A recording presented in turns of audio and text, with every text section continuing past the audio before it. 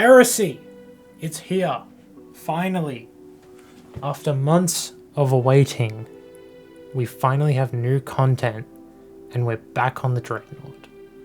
This is a really exciting time because the day one experience for Heresy has knocked it out of the park, if I'm being honest. I've enjoyed every moment playing the game. I have enjoyed the new weapons. The new exotic on the season pass is honestly amazing.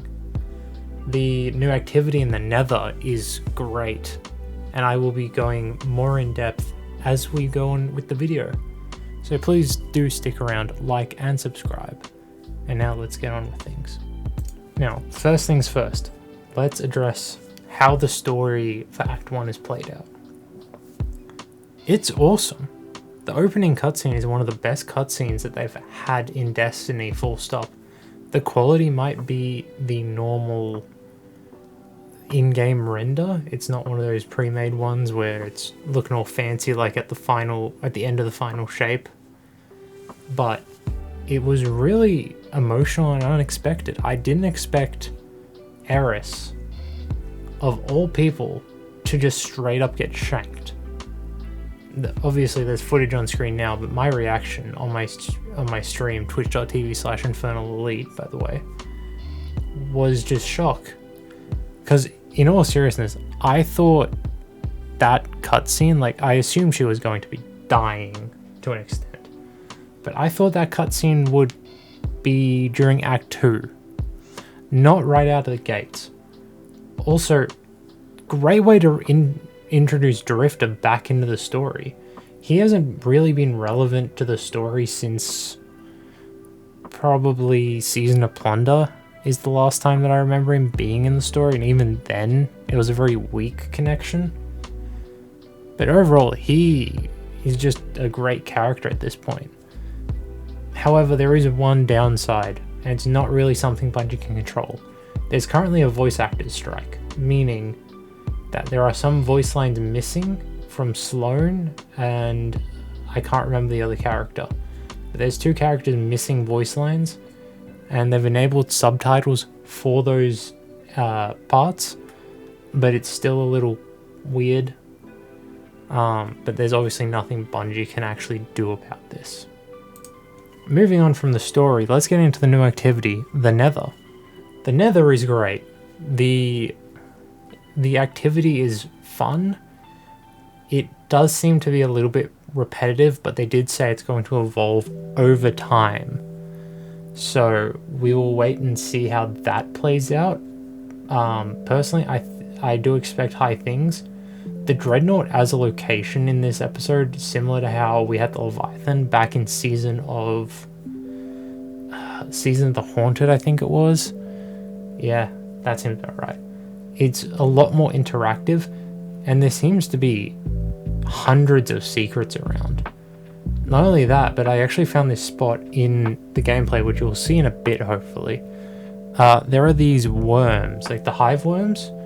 You can shoot them and they drop like ion traces, as well as void, the little void pickups and the solar sprites.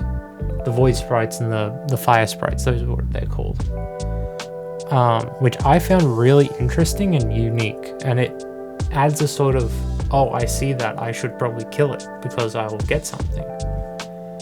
The only other downside to the Dreadnought that I have found, or to the Nether as an activity that I've found, is the not regenerating health. I'm fine with that on higher difficulties. However, the amount you heal in this is very little. But Bungie have also addressed that and said it is a bug, I believe. So it's not particularly their fault at this point. However, playtesting would be nice, Bungie. Now the part we've all been waiting for, and the part we always expect the most, weapons. The weapons are great.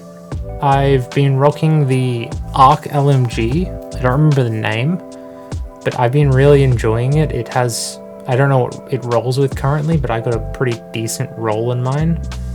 As well as the Arc GL, seems to be really interesting and cool. I want to get a better roll on it before I pass final judgment, but it does seem good as the area denial frames have been getting better and better as time goes on. Additionally, the bolt charge changes, because as you can see in the gameplay, I'm using a prismatic build that has the Warlock consecration thing. It's so fun. Like, I played Titan for the last 2 seasons, and now I'm back on my Warlock, and I'm loving every second of it. I got really sick of Warlock before I switched back to Titan, but now I'm full on the Titan train again, or the Warlock train again, sorry. Additionally, Lodestar, the exotic trace rifle, it takes primary ammo, which I didn't expect, and I've basically just been using it as my primary weapon. It is so fun. When you ADS, it turns into a pulse rifle. When you hip fire, it's a trace rifle. It's very accurate, as well as when you build up the charge, you can turn it into a high power beam, which does a lot of damage, and it is very, very powerful against bosses at the current level of Nether. Whether or not it stays around for higher tier content is your guess or mine, but I am rather liking the gun. Now, another thing that I want to point out, and this is something that they didn't tell us directly in any promotional material, but the Taken, they're a new brand of Taken. They're called Dire Taken. They all have different abilities. Not different, but their abilities are all mashed up. I've made a list. So the goblins typically would shield other allies to them. They don't anymore. They have a strand beam that attaches to you and pulls you in. Now, captains get the Vandal shield that they can drop, and they can shoot through that. Acolytes on death spawn Taken war beasts, which I thought was a pretty cool idea, because I don't think any of the Taken spawned anything on death up until now. The Thrall spawned the little Taken bombs that you see every now and again. Vandals just straight up have invisibility now, which is really annoying. The Hobgoblins now fire Axion darts every now and again instead of the bolt darts. They have the Centurion ability. The Phalanxes actually have the Goblin ability to shield others, and they no longer have their shield open, which I feel like they get shit on very easily now. But in higher tier content, it's going to be really annoying to deal with. The Centurions fire the Captain Balls, the Blight Balls. Minotaurs have a stasis field around them, which is interesting, as I don't see it as that big of a threat now. Like, before they were invisible, so they could sneak up on you. Now it's just don't get near them. Scions shoot Hobgoblins, the Hobgoblin bolts, when they die. That's all I've been able to figure out. I don't know what the Ogres do. I haven't really encountered the Ogres enough and noticed any difference. And I'm sure that I'm probably missing 1 or 2 Taken enemy types. But all of the Taken, the new Taken, the Dire Taken, have different abilities. That's about it for my day 1 experience.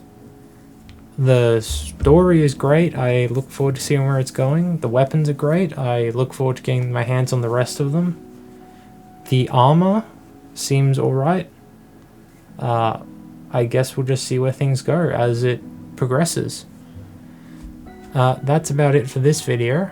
I hope you all enjoyed. I look forward to making more content about Heresy. Be sure to go follow the Twitch, because we will be doing the new dungeon on Saturday when it comes out. And not only that, I will also have my first playthrough completion up as a video, my initial thoughts, as well as a guide as soon as I possibly can for the new dungeon. Hope you all have a lovely day. Don't forget to like, subscribe, and comment. Any feedback is welcome.